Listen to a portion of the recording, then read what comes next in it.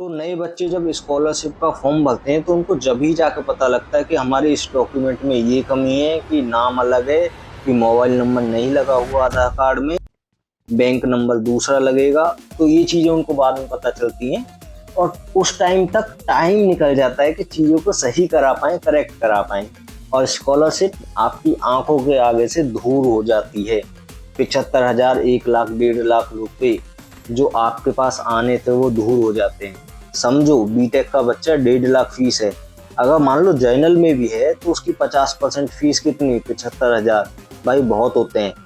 तो आप प्लीज इस वीडियो को एंड तक जरूर देखिएगा। तो चलिए वीडियो को शुरू करते हैं। मैं एक बार फिर कहूंगा कि प्लीज वीडियो को एंड तक ध्यान से जरूर देखिए, बहुत इंपॉर्टेंट बातें बताऊंगा। तो पहला डॉक्यूमेंट जो बच्चों को बनवाना ही चाहिए वो है एक बैंक अकाउंट। जीबीयू ने ये सुविधा दी है अपने ही कॉलेज में, मतलब यूनिवर्सिटी में, एक पंजाब नेशनल बैंक की शाखा खोलकर कॉम्प्लेक्स में, शॉपिंग कॉम्प्लेक्स में वो बैंक आपको मिल जाएगा। यहाँ पर बैंक का क्या मतलब आ गया, आप तो कहोगे कि मेरे पास बैंक अकाउंट पहले से ही है, उसमें भी स्कॉलरशिप आ सकती है, मैं उसी को यूज करता हूँ। तो मैं आपको बता दूं कि यूपी स्कॉलरशिप में ये है कि जिस कॉलेज में आप पढ़ते हो ना, तो उसी एरिया के लोकल में आपका अकाउंट खुला होना चाहिए, तो ही आपकी स्कॉलरशिप आएगी। अब जो बच्चा लोकल एरिया का, उसका तो चल जाएगा। मानो जीबी में पढ़ता है, दनकौर का बच्चा है, तो दनकौर के बैंक में उसकी स्कॉलरशिप आ जाएगी। अब मानिए कोई बच्चा लखनऊ, कानपुर, दिल्ली का है, तो दिल्ली तो अदर स्टेट हो गया, लेकिन उसको भी स्कॉलरशिप मिलते हैं, तो उसको लोकल अकाउंट खुलवाना पड़ेगा, तभी स्कॉलरशिप आएगी। लोकल अकाउंट होना चाहिए। तो सबसे पहले भाग कर जाओ, पंजाब नेशनल बैंक में अपना अकाउंट खुलवाइए। उसके लिए आपको यार 4 फोटो लगेंगे, बोनाफाइड लगेगा, कॉलेज में एक ऑफिस होता है, वहां पर जाकर कहो मुझे अकाउंट खुलवाना है, बैंक अकाउंट, तो मुझे बोनाफाइड दे दो। वो कहेंगे एप्लीकेशन लिख के दो। ध्यान से सुनना, वो कहेंगे एप्लीकेशन लिख के दो। सिंपल, ध्यान से सुनना। यहाँ पर एक चोचला आता है कि बच्चे अकाउंट खुलवा लेते हैं और नए अकाउंट नंबर को स्कॉलरशिप में लगा देते हैं, फिर भी स्कॉलरशिप नहीं आती। बहुत से बच्चों के साथ ऐसा हुआ है। यहाँ परेशानी क्या आती है कि पंजाब नेशनल बैंक क्या करता है, अकाउंट खोलने के बाद एक एक्टिवेशन कोड के रूप में एक लेटर आपके घर भेजता है। घर मतलब एड्रेस, जब आपने फॉर्म भरते टाइम जो एड्रेस डाला होगा वहां पर एक एक्टिवेशन लेटर पहुंचेगा। अब उसमें कोई कोड नहीं होता। कोई कोड नहीं होता, बस वो आपको रिसीव करना होता है। आप रिसीव कर लोगे, पंजाब नेशनल बैंक के पास मैसेज पहुंच जाएगा कि जो ग्राहक है उसने रिसीव कर लिया, खाता धारक ने, और उसका अकाउंट एक्टिवेट कर दो। बच्चे क्या करते हैं भाई, उन्हें लगता है पासबुक मिल गई, अकाउंट खुल गया जयराम जी की। और वो इतने आलसी होते हैं कि अपना पेटीएम चलता रहता है पुराने अकाउंट से, तो नए अकाउंट को देखते भी नहीं मुड़ के, और स्कॉलरशिप उनकी मारी जाती है। और ये भाई सच कारण है, बच्चों की मर गई स्कॉलरशिप। तो आप एक्टिवेशन लेटर लेने के बाद भी बैंक में 1-2 बार जाकर चेक कर लीजिए, पैसे डाल निकाल के चेक कर लीजिए, विड्रॉ और क्रेडिट करके, कि हाँ अकाउंट सुचारू रूप से चल रहा है। तो ये रहा एक पॉइंट बहुत इंपॉर्टेंट, जरूर कर लें, नहीं तो फिर बाद में टाइम नहीं मिलेगा। हफ्ते 2 हफ्ते ले जाते हैं बैंक वाले, भोसड़ी वाले। दूसरी सबसे इंपॉर्टेंट चीज, आधार कार्ड। भाई आप अभी 12th से सीधे एडमिशन लेके यहाँ पर आ गए, ठीक है, हो सकता है आपने 12th से पहले आधार कार्ड इतना यूज ना हुआ हो, लेकिन ग्रेजुएशन में, पोस्ट ग्रेजुएशन में बहुत यूज होता है। तो आपके आधार कार्ड में सेम डिटेल होनी चाहिए जो आपके 10th 12th में है।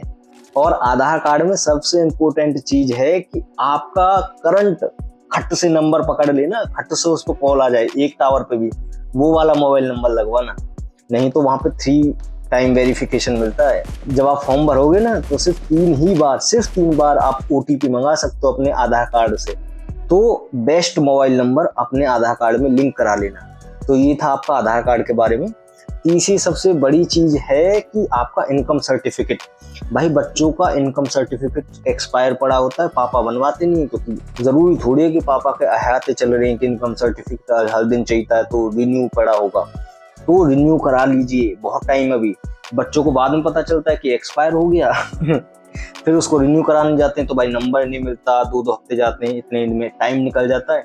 तो भाई गुड़ गोबर ना करें, इनकम सर्टिफिकेट नहीं है तो उसे बनवा लें। कुछ दिन पहले कमेंट भी आया था कि भाई 2.5 लाख रुपए से ज्यादा इनकम होगी तो नहीं मिलेगी स्कॉलरशिप। भाई जिनके बाप की तनख्वाह 10 लाख है, वो भी 1,50,000 का इनकम बनवा लेते हैं। तो आप भी कुछ सोच चीज करो, बहुत आसानी से बन जाता है, ठीक है। वीडियो में भोसड़ी मुझे पुलिस से मत पकड़वा देना। तो इनकम अपना सही रखना, ठीक है। और इनकम सर्टिफिकेट में एक और बात बता दूं, अगर आपका कोई छोटा भाई बहन है ना, वो भी स्कॉलरशिप फॉर्म भरता है, तो यूपी स्कॉलरशिप में एक ग्लिच आता है कि एक इनकम सर्टिफिकेट 2 जगह लगता है, तो थोड़ी प्रॉब्लम दिखाता है। तो जब आप फॉर्म भर के सब कंप्लीट कर दो तो फ्रिक्वेंटली उसकी स्टेटस चेक करते रहो स्कॉलरशिप का। और अकाउंट ऑफिस में जाकर ये बात खास कर बता दो कि यही स्कॉलरशिप का फॉर्म मेरे छोटे भाई या बहन ने भरा है, उसमें सेम इनकम सर्टिफिकेट लगाया है, तो मुझे क्या करना है। तो अकाउंट ऑफिस में बैठा हुआ बंदा बताएगा आपको कि एफिडेविट वगैरह दे दो, हो जाएगा काम। तो मैं आपको हर एक वो चीज बता रहा हूँ कि स्कॉलरशिप आए, बस रुक ना जाए कैसे भी। तीसरी सबसे बड़ी चीज, तीसरी या चौथी पता नहीं, तो ये है कि ई डिस्ट्रिक्ट एक ऐप है, उस पे आप जाके सारी चीजें चेक कर ले, अपना डोमिसाइल, अपना कास्ट और अपना इनकम जो आपके पापा की है, तो वो वेरीफाई करके लगाना होता है। तो बाजी टाइम क्या होता है कि बच्चा फॉर्म भर देता है और बाद में जब वेरीफाई करने जाता है तो वो वेरीफाई नहीं होते, तो कोई प्रॉब्लम होगी तो आपको इससे पता चल जाए, ठीक है। तो ई डिस्ट्रिक्ट टाइप करोगे तो उसमें सत्यापन करके आता है, तो सारी चीजें का आ जाता है, डोमिसाइल निवास का अलग और आपकी कास्ट का अलग, जो भी आपके SC ST OBC है, और आपका पापा का इनकम सर्टिफिकेट का अलग, तो उनका सत्यापन निकल के आ जाता है कि हाँ आपकी जो ये सर्टिफिकेट है ये ऑनलाइन ई डिस्ट्रिक्ट पर रजिस्टर्ड है। बच्चों का नहीं होता और स्कॉलरशिप मारी जाती है।